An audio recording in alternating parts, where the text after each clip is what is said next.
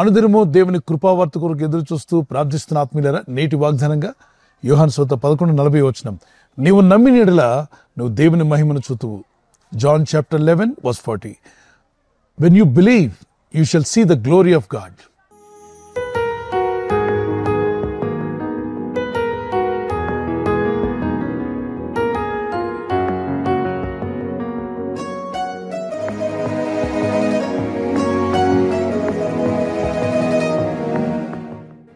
మనందరి జీవితాల్లో దేవుని కార్యాలు జరగాలని ఆశిస్తాం, ప్రార్థిస్తాం. ఇక్కడ నమ్మినప్పుడు జరిగే కార్యాల గురించి మాట్లాడుతున్నాడు. ఏ సందర్భంలో ప్రభు ఈ మాట చెప్పాడు అంటే, లాజరు అనేటువంటి వ్యక్తి ప్రభునందు విశ్వాసం ఉంచిన వాడే. అతడు అనారోగ్యం పాలై మరణించి అతను సమాధి చేయబడ్డాడు. ఆయన సహోదరులిద్దరూ దుఃఖంతో ఉన్నారు. అతను నిద్రించాడన్న విషయం ప్రభుకు తెలిసిన ప్రభు అక్కడికి వెళ్లకుండా 3 రోజులు ఆలస్యం చేసి 4వ రోజున అక్కడికి వెళ్ళాడు. అప్పుడు మార్తా మరియలు అంటున్నారు, మా సహోదరుడు అనారోగ్యంతో ఉన్నప్పుడే మీరు వచ్చి ఉన్నట్లయితే మా సహోదరుడు నిద్రించేవాడు కాదు, అతను ఇప్పటికీ సజీవుడిగా ఉండేవాడు. మీరు రావడం ఆలస్యమైంది గనుక మా సహోదరు ఈ లోకాన్ని విడిచి వెళ్ళిపోయాడు అని దుఃఖంతో నిట్టూర్పుతో ఏడుస్తూ ఉంటే ప్రభు వారిని ఓదార్చి అన్నాడు, మార్తా మార్తా, నువ్వు ఒక విషయాన్ని గుర్తుపెట్టుకో, నువ్వు నమ్మినట్లయితే దేవుని మహిమను చూస్తావు. నిద్రించిన నీ తమ్ముడిని నేను తిరిగి లేపుతాను అని ప్రభు చెప్తున్నాడు. పునరుద్ధానమును జీవమును నేనే. అంటే మనుషులు తిరిగి లేవాలన్నా దేవుని చేతుల్లోనే ఉంది. వారు ఇప్పుడు లేకపోయినా తర్వాత లేవాలన్నా అది కూడా ఆయన చేతుల్లోనే ఉంది. తీర్పు కాలంలో చనిపోయిన వాళ్ళందరినీ తిరిగి లేపుతానని ప్రభు వాగ్దానం చేశాడు. అది కూడా ఆయన చేతిలో ఉంది. ఆయన జీవాధిపతి అయి ఉన్నాడు. జీవము ప్రతి ఆత్మకు ఆయన అధిపతి అయి ఉన్నాడు. పోయిన ప్రాణాన్ని తిరిగి రప్పించగల శక్తిమంతుడు. అయితే చనిపోయిన వాళ్ళందరినీ ఇప్పుడు దేవుడు లేపుకుంటూ కూర్చుంటే ప్రపంచంలో భూమి స్థలం చాలదు, ఏ పనులు అవ్వవు. కాబట్టి ఈ లోకంలోకి రావడం, వారి వారి పనులు ముగించుకుని వాళ్ళ యాత్రాకాలము ఈ లోకాన్ని విడిచి వెళ్ళిపోవడం. విడిచింది దేహాన్నే కానీ ఆత్మలు దేవుని ఎదుకు సురక్షితంగా వెళ్తున్నాయి, ఆయన ఎదుకు చేర్చబడతాయి. అక్కడ వేవేల పరిశుద్ధులు వీళ్ళకన్నా మనందరికన్నా ముందు వెళ్ళిన వారు, వారితో పాటు వీరితో పాటు వారు, అలాగే ప్రభు వారి మధ్యలో సంచరిస్తూ ఉంటాడు. అద్భుతమైన లోకం. మనుషులు తయారు చేసిన గార్డెన్స్, పట్టణాలు చూసినప్పుడు మనం ఆశ్చర్యపోతూ ఉంటే, సృష్టికర్త అయిన దేవుడు, మహాజ్ఞాని అయిన దేవుడు చేసిన అద్భుతమైన ప్యారడైస్ మనం ఊహించలేం. అద్భుతమైన లోకానికి భక్తి కలిగిన రక్షణ పొందిన ఆత్మలు అక్కడికి వెళ్తున్నాయి. అక్కడికి వెళ్ళిన ఆత్మలు మళ్ళా తిరిగి వెళ్తావా భూలోకానికి అంటే వద్దయ్యా, వద్దు, ఈ లోకంలో జీవించి వచ్చేసింది, ఇక చాలు, మళ్ళీ ఆ పాపలోకానికి నేను వెళ్ళాలని అనుకోవట్లేదు. ఒకవేళ ఇక్కడ వాళ్ళు భక్తులు ఏడుస్తూ ఉండొచ్చు, వాళ్ళ పేరెంట్స్, వాళ్ళ పిల్లలందరూ కూడా ఏడుస్తూ ఉండొచ్చు, మా నాన్న కావాలి, మా అమ్మ కావాలి, మా ఇంటి వరకు పంపించమని. దేవుడు అంటే వారి ఆత్మలతో, ఇదిగో నీ ప్రజలు ఏడుస్తున్నారు, వెళ్తావా అంటే వాళ్ళంతా ఏడుస్తారులే, ఈ రోజు కాకపోతే రేపైనా సత్యాన్ని తెలుసుకుంటారు, ఆ పాపలోకానికి మళ్ళీ నన్ను పంపించవద్దు దేవా, ఇక్కడ చాలా ఆనందంగా ఉంది, ఈ ప్యారడైజ్లో చాలా హ్యాపీగా ఉన్నాను, oh God let me be here, don't send me again back to the world. That is what the request of every saved soul that stays with God. So remember, wherever you go, whatever you do, and always focus on God. ఈ లోకయాత్రలో జీవిస్తున్న ఆత్మీయులందరూ ఎటువంటి ఇబ్బందులు కలిగినా, ఎలాంటి శోధనలు కలిగినా, ఇబ్బందులు శోధనలు అనేవి సాధారణంగా ఎదురవుతూ ఉంటాయి. వాటిని జయించుటకు దేవుడు అంటున్నాడు, నీవు నమ్మిక మాత్రం ఉంచు, అప్పుడు దేవుని మహిమను చూస్తావు. దేవుని మహిమకరమైన కార్యాలు చూడాలి, పొందాలని ఆశ ఉంటే సరిపోదు, ఆయన యందు నమ్మిక ఉంచాలి. మార్క్స్ 9:23 నమ్ముట నీ వలనైతే నమ్మువానికి సమస్తము సాధ్యమని ప్రభువైన దేవుడు సెలవిచ్చున్నాడు.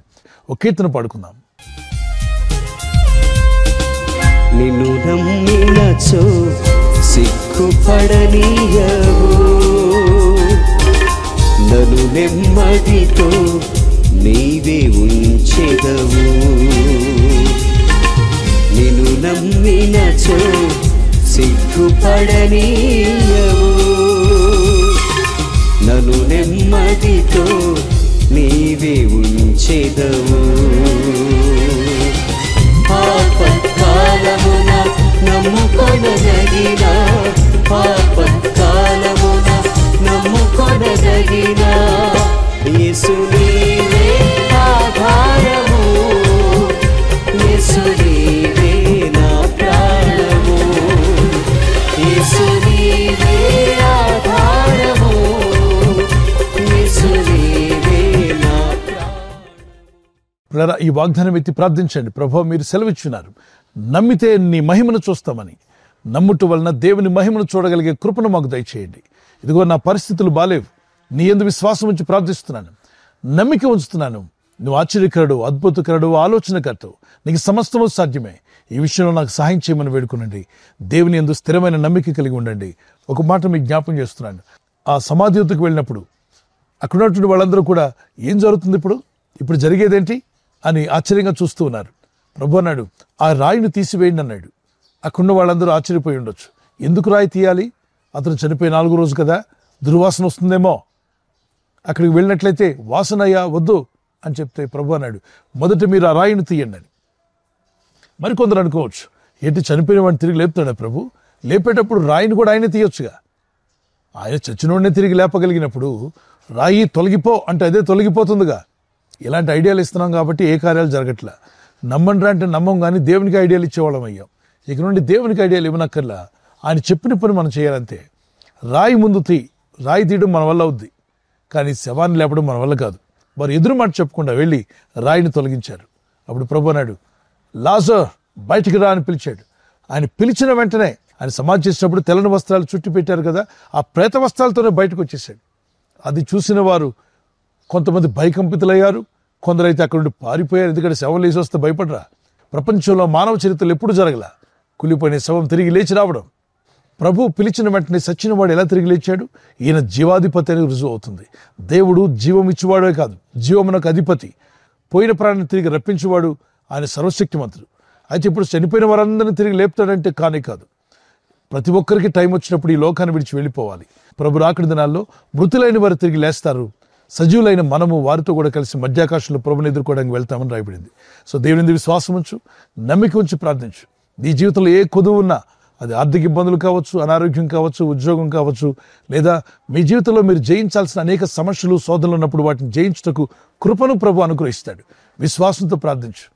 నమ్ముట నీ వల్ల అయితే నమ్మవానికి సమస్తం సాధ్యమే. అది ఏదన్నా కానీ నీ జీవితంలో అవసరమైన దాని కొరకు ప్రార్థన చేయి.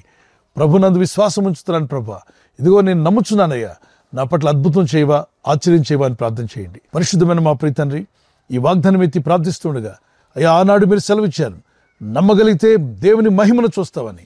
ఈరోజు అదే నమ్మకం మా అందరికి దయచేయండి. విశ్వాసంతో నీ యందు నమ్మిక ఉంచి ప్రార్థిస్తున్న ప్రతి ఒక్కరిని దర్శించండి. ఈరోజు ఈ మాటలు విని ప్రార్థిస్తున్న వారి జీవితాల్లో వ్యక్తిగతంగా, కుటుంబ పరంగా, ఆర్థిక పరంగా, యవనస్తులైతే వారి భవిష్యత్తు విషయంలో వారికి ఉన్న చింత, దిగులు, దుఃఖంను తొలగించి ఆశ్చర్యమైన కార్యాలు జరిగించి, మునిపెన్నడూ జరగని నూతన కార్యాలు వారి జీవితాల్లో జరిగించి, ఈరోజు ప్రార్థించి ప్రయత్నించబోతున్న శంకుస్థాపన అయిన, గృహప్రవేశమైన, ఒక బిజినెస్ ప్రారంభిస్తున్నా, ఉద్యోగ ప్రారంభానికి వెళ్తున్నా, ఒక మంచి కార్యక్రమాన్ని ప్రారంభిస్తుండగా, నేను వారి బిడ్డల వివాహం కొరకు ప్రయత్నాలు చేస్తుండగా, వారు చేస్తున్న ప్రయత్నాలు ఫలించలాగున మీ దూతలకు ఆజ్ఞాపించండి. ఎవరైనా హాస్పిటల్లో ఉన్నా, ఐసీయూలో ఉన్నా, ప్రభు ఎవరైతే సీరియస్ కండిషన్లో ఉండి బాధపడుతున్నారో వారికి యేసు నామములో స్వస్థతను అనుగ్రహించండి. కృంగిపోయిన వారిని లేవనెత్తండి. మీ గాయపడిన హస్తమును చాపి వారికి ఉన్న సకల రోగాల నుండి విడుదల ఇచ్చేయి. వారిని లేపి నడిపించడాన్ని సాక్షులుగా నిలబెట్టుకోండి. తండ్రి, ఈ దినం ఎవరైతే ప్రయాణమై వెళ్ళబోతున్నారో, అది రైలు మార్గమైనా, ఆకాశ మార్గమైనా, బస్సుల్లో, వాహనాల్లో ఎక్కడ ప్రయాణం చేస్తున్నా, రోడ్డు మార్గంలో ఏ వాహనంలో వారు ప్రయాణం చేస్తున్నా, నీ ప్రజలకు కాపాడే దూతలను పంపండి. అద్భుతమైన కార్యములు పొందలాగున, నీ బలమైన సాక్షులుగా జీవించలాగున వీరందరినీ దీవించి బలపరిచి వర్ధిల్ల చేయమని, నమ్ముట మా వలన అయితే నమ్మవానికి సమస్తము సాధ్యమన్నావు. అసాధ్యమైన వాటిని సుసాధ్యంగా మార్చగలిగిన నీ నామలో ప్రార్థిస్తుండగా, యేసుక్రీస్తు అధికారం గల నామములో వీరందరికీ జయం అనుగ్రహించి మహిమ పొందమని క్రీస్తు యేసు నామములో అడుగుచున్నాను నా పరలోకపు తండ్రి. ఆమేన్, ఆమేన్.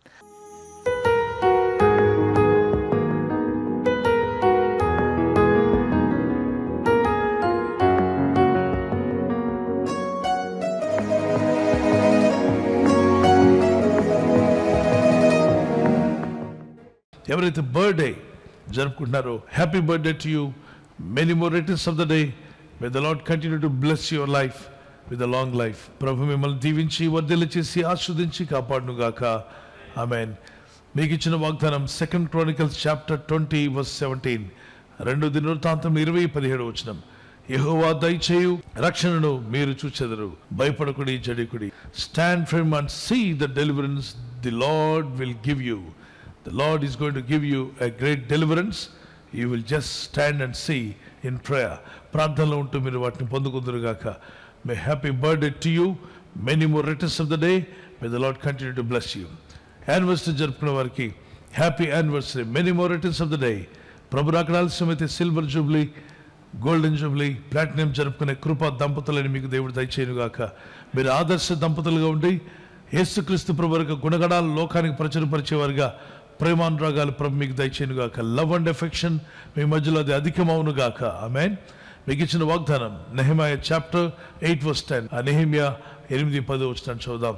యెహోవా యందు ఆనందించడం వల్ల మీరు బలమందుదురు, దుఃఖపడకుడి అని ముందు లైన్లో ఉంటుంది. దుఃఖపడకుడి, యెహోవా యందు ఆనందించడం వలన మీరు బలమందుదురు.